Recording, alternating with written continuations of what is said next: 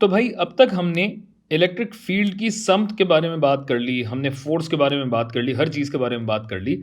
अब क्या कोई तरीका है कि ये इलेक्ट्रिक फील्ड जो है इसका हजम मालूम किया जा सके बगैर इस चार्ज के? हम तो मुसलसल यही बात करते चले आए हैं ना कि चार्ज अगर यहाँ पे होगा तो इस चार्ज पे कोई कुव्वत लग रही होगी, लेकिन अगर ये चार्ज ना हो तो फिर हम इलेक्ट्रिक फील्ड कैसे मालूम करेंगे भाई? इलेक्ट्रिक फील्ड हम ऐसे मालूम कर सकते हैं कि हमें फोर्स के बारे में पता है कि इलेक्ट्रिक फोर्स बरकी कुव्वत क्या होती है। कूलम्स लॉ से हमें मालूम है कि ये बरकी कुव्वत होती है K ज़रब Q1 Q2 बटा R के मुरब्बे के, और इसे हम Q2 पे तकसीम भी कर रहे हैं। ठीक है भाई, अगर हम ऐसा करते हैं तो हम ये देख सकते हैं कि हमारा ये Q2 और ये Q2 कट गया तो हमारे पास एक फॉर्मूला आ जाएगा। लेकिन उस फॉर्मूले तक जाने से पहले मैं एक बात आपको बताता चलूं कि ये जो हम इलेक्ट्रिक फील्ड यूं मालूम कर रहे हैं ये इस इलेक्ट्रिक फील्ड का सिर्फ हजम है, ये वेक्टर हमें नहीं मिल रहा। और क्यों नहीं मिल रहा ये मैं थोड़ी देर में आपको बताता हूं। तो जनाब इलेक्ट्रिक फील्ड हमारी हो जाएगी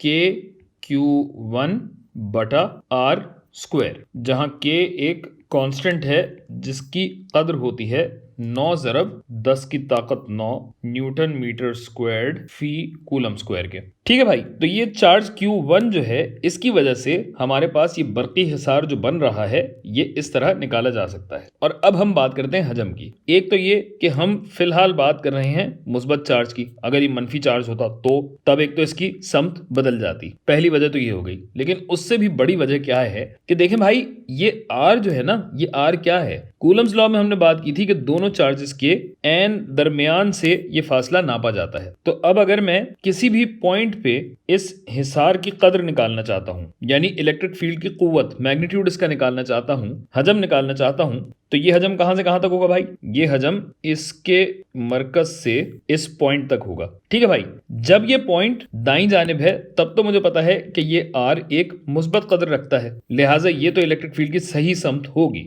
लेकिन अगर यही पॉइंट मैंने यहां लिया होता तब क्या होता? तब ये R होता मनफी। अब जब मैं मनफी R को इस फॉर्मूले में डालूंगा तो मेरे पास इलेक्ट्रिक फील्ड आ तो जाएगी, यानी हजम तो मेरे पास सही आएगा, लेकिन फिर इसमें और इसमें क्या फर्क रह जाएगा? लिहाजा ये याद रखिए कि जब हम इलेक्ट्रिक फील्ड इस तरीके से मालूम करते हैं तो हम सिर्फ हजम की बात कर रहे होते हैं। तो अब फर्ज कीजिए कि मैं आपको एक चार्ज देता हूं, कह लीजिए मुस्बत 2 नैनो कूलम्स का, और इससे ठीक 3 मीटर के फासले पे मैं इलेक्ट्रिक फील्ड मालूम करना चाह रहा हूं, इलेक्ट्रिक फील्ड की कुव्वत मालूम करना चाह रहा हूं। तो कैसे पता लगेगी भाई? बहुत सादा सा फॉर्मूला है, E is equal to KQ बटा R स्क्वायर्ड। तो ये E क्या हो जाएगा भाई? K होता है 9 ज़रब 10 जिसकी ताकत 9 बटा Q क्या है भाई? 2 ज़रब 10 की ताकत मनफी 9। और अगर मैं इन दोनों के बीच का फासला आपको दूं 3 मीटर, जो कि मुझे पहले बताना चाहिए था, मैंने नहीं बताया, क्या कर, तो 3 का स्क्वायर हो जाएगा। 3 का स्क्वायर किसके बराबर होता है? ये बराबर होता है 9 के, लिहाजा 10 की ताकत 9 और 10 की ताकत मनफी 9 एक दूसरे को काट देंगे, 9 और 9 कट जाएगा। तो हमारे पास जो ये बरकी हिसार है या इलेक्ट्रिक फील्ड है इसकी ताकत, इसकी कुव्वत बनी 2 न्यूटन फी कूलम। तो अब यहाँ जो भी चार्ज आप रखेंगे उसके हिसाब से आपको फोर्स अलग अलग मिलती रहेगी, लेकिन ये इलेक्ट्रिक फील्ड बहरहाल यहाँ बराबर है।